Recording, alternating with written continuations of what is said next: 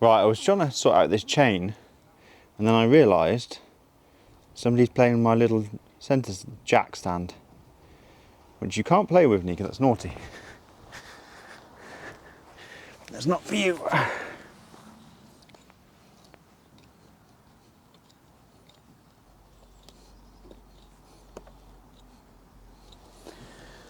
Right, the rear wheel now moving freely, so I can get to work on the chain. I'm going to use a muck off chain and gears degreaser and cleaner just to start cleaning off this chain. It might need a new chain, but I want to see if I can get it a little bit more presentable.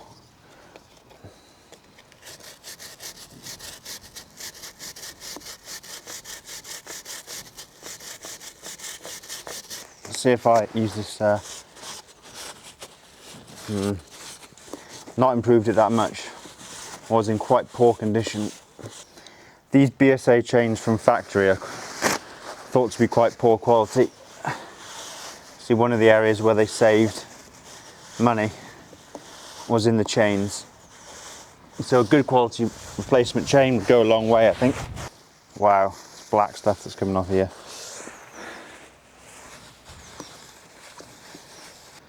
Lubricating oil is going on now. This is obviously dry weather lubrication, light lubrication oil.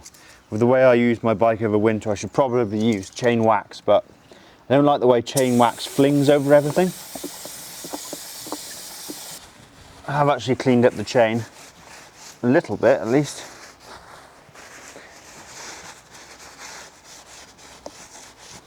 Probably should have done this job quite a while ago, and then I wouldn't have a chain in this bad condition.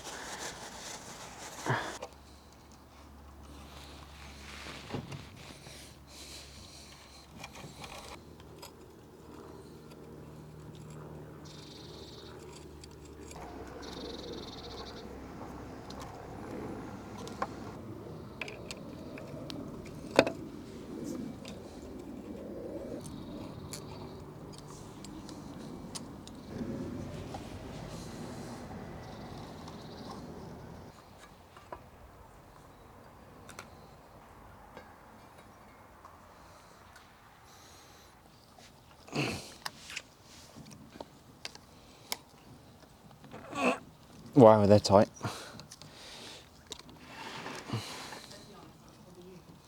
That probably was me, yeah.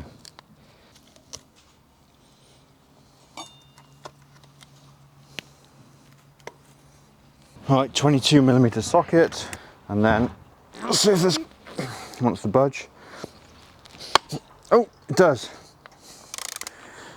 I was expecting to have to get a breaker bar then, but yeah.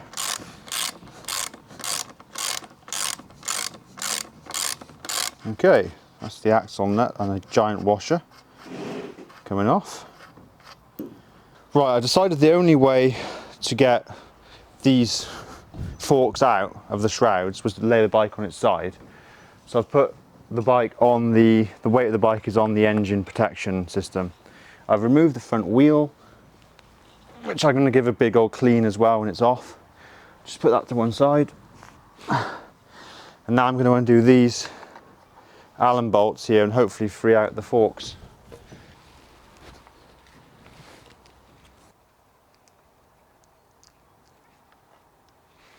Right, both of those Allen bolts are removed, so hopefully this fork should just slide out. There you go. So now I can do the oil swap, just remove this and we'll drain out the old oil.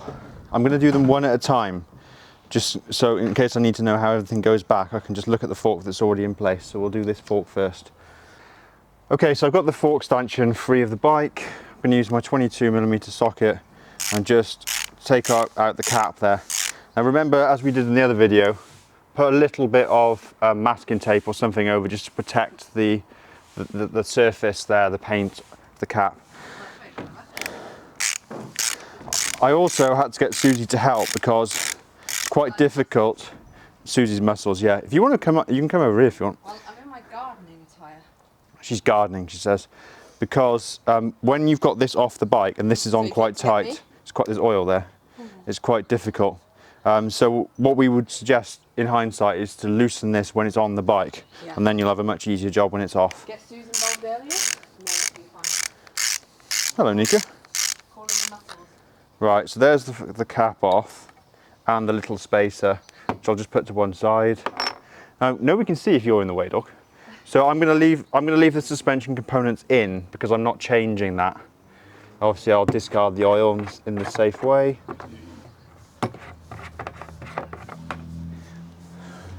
So we'll just tip the old fork oil out. Oh, it's very black and grimy. That's 5,000 mile fork oil.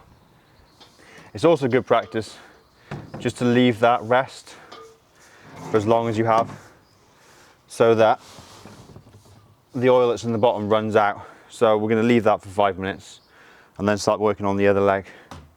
Okay, so let me talk about the fork oil which is going in. This is the Motul range of fork oil, and it goes from very light, which is 2.5 weight, all the way through to heavy. Now, fork oil, if you look it up on the internet, is a bit of a minefield because different manufacturers produce fork oil which is the same weight but has totally different viscosity. The reason I chose Motul is because it's quite easy to understand the range. You can pick fork oil that's relative within Motul's range, and they've got quite a few settings, they've got quite a few specifications. And the other thing is you can mix oils as well. So if you want a combination of between light and medium, you can mix 50-50, but not all manufacturers allow that. Now the standard fork oil, the BSA spec, let me just read you what it is. It's called HPCL and it's 2W35. You need 400 plus or minus 3 cc's per leg. So I'm going to put 400 in this measuring jug and add the oil to it. Now, the specification of the stock fork oil is quite hard to come by. I've looked up, and HPCL is a big Indian automotive supplier, and they just sell this stuff by 45-gallon drums. So we don't know the exact viscosity of the oil going out, but we do know with a Motul that you can mix and match within that range, and it's a premium brand. And I've also heard that Himalayan 411 owners have been using this oil, and that's quite a good mix between road and off-road. It'll give a nice soft plush suspension, so that's why we're going for this one. Put that into the fork.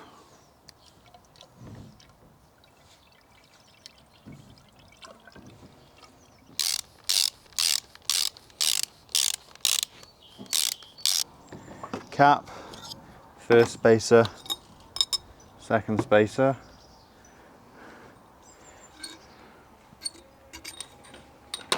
Washer.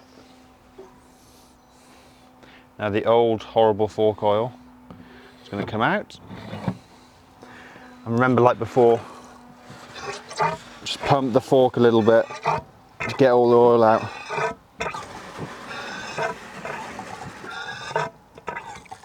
And then just leave the fork there to rest so that the remainder of the old oil comes out, because you want to get as much of that out as possible.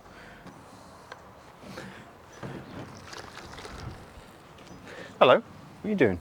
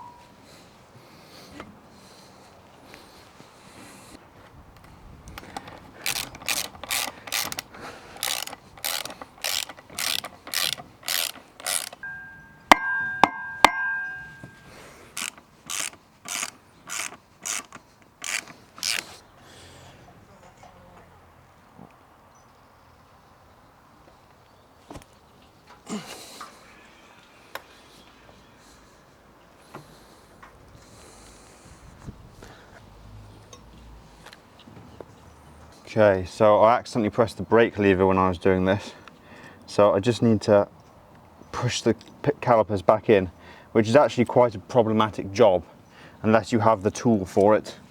So put the tool between the two brake pads, and then if you just slowly wind this lever, it pushes the calipers back into the pistons back into the housing, and then that gives you enough room to put the caliper back on the disc, like so.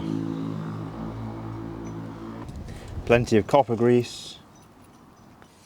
Remember, this is the little wheel sensor, wheel speed sensor.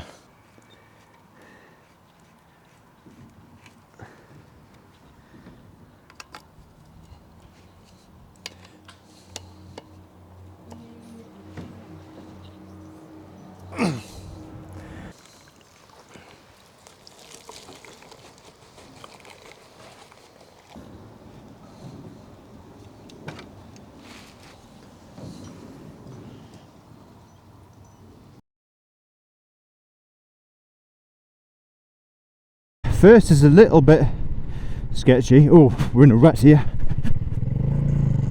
I don't like it in there.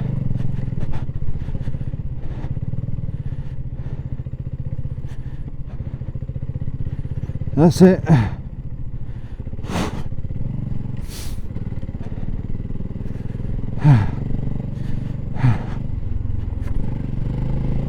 Love it. Look at this.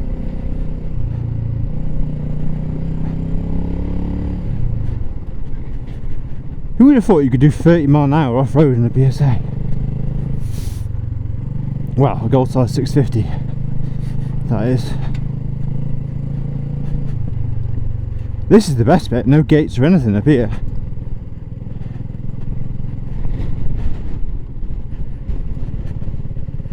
Oof.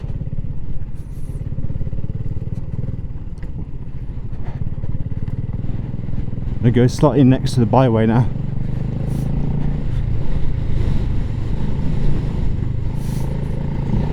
Over this jump. Wow, I might have even got air there. Here again. Woof, big hits.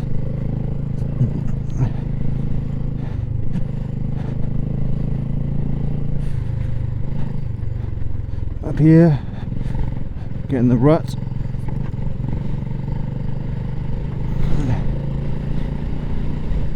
It's crazy up here. Oh, here we go. This is where they put like rubble and breeze blocks and stuff to make the path. Whoa, whoa, whoa! Shoot! That was like almost fell off there. Another gate.